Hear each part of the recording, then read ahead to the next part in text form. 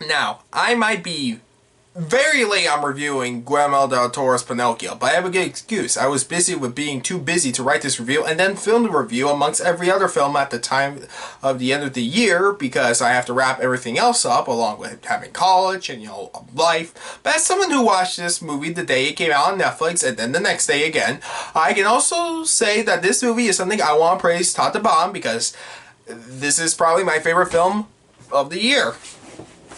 I love this movie.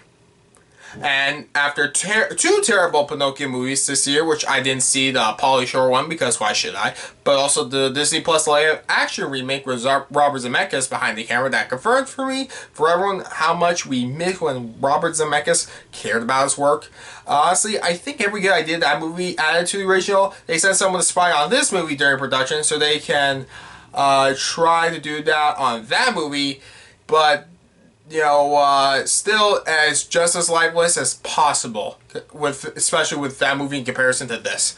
Now, with that said, I also said in that review how much I never really cared for Pinocchio, or at least understood why, 60 adaptations exist of the book, which I'm pretty sure the original Disney animated movie is still considered the best version by many. Granted, I never read the book, so I'm wrong no matter what I say. But so many adaptations just try to be faithful as possible or figure out what's the best way to add to it, like A Christmas Carol, where so many adaptations try to be as faithful as possible with only the tiniest bit of change for better or worse. I just don't think the book can work as a movie. Like, the marionette puppet Pinocchio comes to life and explores a grim but magical world and learning responsibility, good morals, and even what it takes to be a real boy. Something that is so well known that I'm glad this movie does. Honestly, my favorite version of the story overall to make it work as a movie.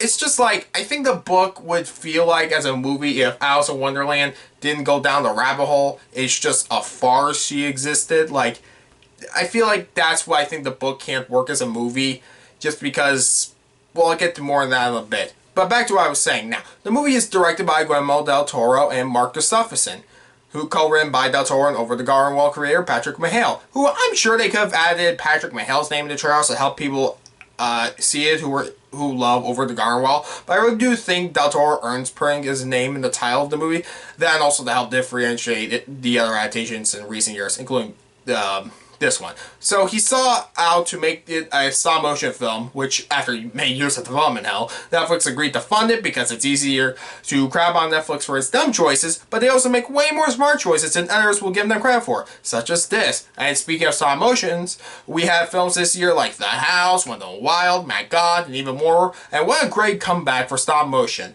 This is both the best stop-motion film of the year, the best animated film, and one of the best anime films of all time personally. I just love it that much. Now, with that said, what's the movie about? Well, different than any other Pinocchio story told before, where that's usually set in the 1880s. This one's set in the early 20th century, I think either 1920s or 30s Italy, during the rise of fascism.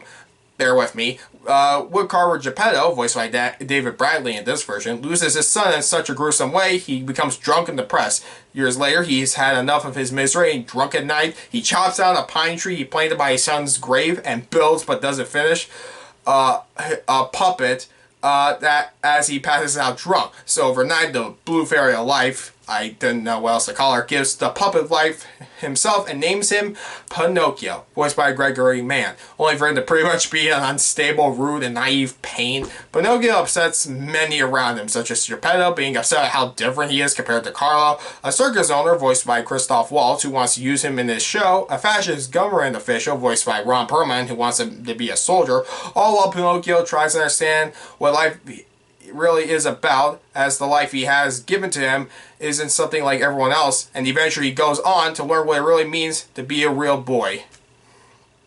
Yeah, that's how much I would summarize the movie. Now, Del Toro's Pinocchio is just such a great film. To get the obvious out of the way, the animation is just fantastic. So detailed in its characters and the world. Even watching the behind the scenes of how all this was set up and seeing the designs on set compared to moving in the movie, I'm still transported into this world watching it.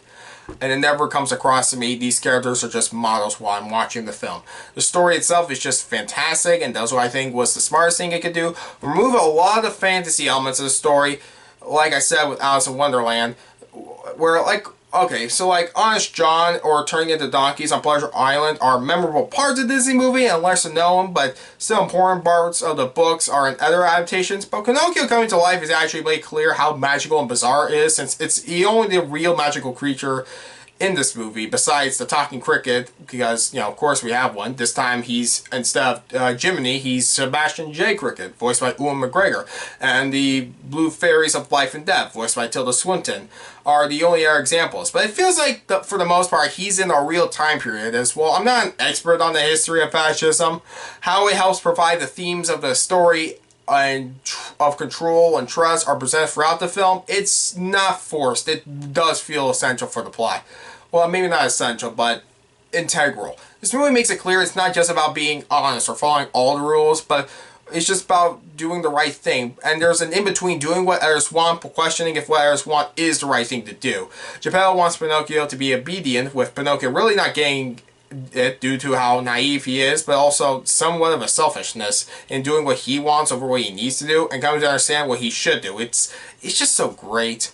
I love Sebastian J. Cricket in the movie. He's pretty terrible as a guy in this film, but honestly, he does come off more as a conscience than Jiminy does in the other Pinocchio movie. Like, okay, Sebastian is someone who becomes both Pinocchio and Geppetto's voice that they talk to at night, or in moments they need to hear someone talk to them. And it's like, he really does come off as that voice you can't ignore, and whether or not you come to the right choice or not, he's someone you need to listen to. He does feel like the actual voice in your head you talk to. And also, Sebastian is helping Pinocchio out because of selfish reasons too, with him not getting listened to once he tries to make his lectures about self, with adding it up to the subplot that connects both the messages about being selfless, but doing the right thing too.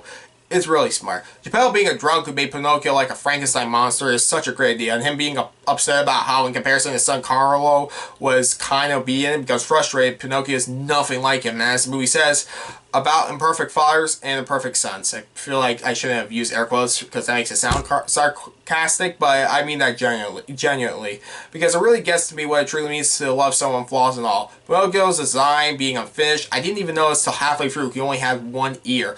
But he builds himself up morally to improve himself. I even love the arc of the monkey Spazzatura, who I will not give away who voices him, but speaking of which, the villain of the movie isn't one of the best. Spazzatura is in the monkey, the circus owner is human. And the circus owner is intimidating through his abuse, while Ron Perlman's character is also creepy and intimidating due to his way of words. Candlewick, voiced by Finn Wolfhard, is the son of the fascist government official, and his relationship with his father compared to Pinocchio helps contrast and compare the two, where I saw many people complain about what they do in the movie, which I won't give away, but in the replacement of the Pleasure Island scene, it could be cut and storyized, it'd be the same, and I agree on that in some ways, but it's extra layers from the themes to visuals I would keep, as of what it has to say, what its use of colors and horror, and honestly, pretty much the only time I think they really gave Candlewick anything to do more than just, well, die in the other movies, I would keep this. In terms of problems with the movie, one song could have been cut. This is a musical, and while I saw many say that it didn't have to be, or at the very least they could have cut like half the songs, I really liked most of them. Or, I mean, there was only like, I think 4 or 5 musical numbers. Granted, it should be said the musical score is fantastic. And if you include the song with the credits, I guess that would make it 5. I don't know, I didn't count. But while also in some ways not needed, I just love them so much, okay? And sure, Ciao Papa is the one getting all the awards, but my personal favorite is the song Better Tomorrow, sung by Ewan McGregor at the end, and I just can't get it out of my head, nor stop listening to it. The movie has a couple things I could nitpick, but after watching it twice now, I can easily just give it a pass. Like, I can sweep it under the rug because what it does right is just that good. Like, the movie probably isn't perfect, but I can acknowledge that. But what the movie does right, I just love, okay? What I think I love most about it is, of all, is its use of death and also being part of the story. Yes, Pinocchio does die a few times in the movie. Like, in the original book, he gets hanged. And in this movie, it's, okay, he never gets hanged, but he does get killed a couple times. And this movie can get really dark and somewhat depressing, but it's also full of heart and hope that makes me laugh when the movie wants to be funny. I mean, he comes back to life and, you know, after dying. Where was I? Oh, yeah. But it makes me laugh when the movie wants to be funny and also sad and joyful at the same time, especially with how it ends with that. Without giving it away, it's just such a powerful ending that does something similar to the Disney's remake ending, but goes all the way with it to make it feel like it needed to do it this way. It just needed to. The movie is so good. even does the problem of that movie too, where Pinocchio needing to lie actually helps him out, despite being part against the message about lying is bad. But because this movie knows that there's an in-between between being good, bad, no one's perfect, no one's 100% flawed, it's a beautiful movie about what it actually means to live, what it means to do with the time you have in your life, what kind of person you want to be or need to be. I love so much about this movie, and I feel like I rambled this whole time, even though there was a script in front of me to read. But flaws and all, it proves to me something doesn't need to be perfect to be seen as a masterpiece. And Guillermo Del Toro's Pinocchio is a masterpiece. I give Del Toro's Pinocchio a 10 out of 10.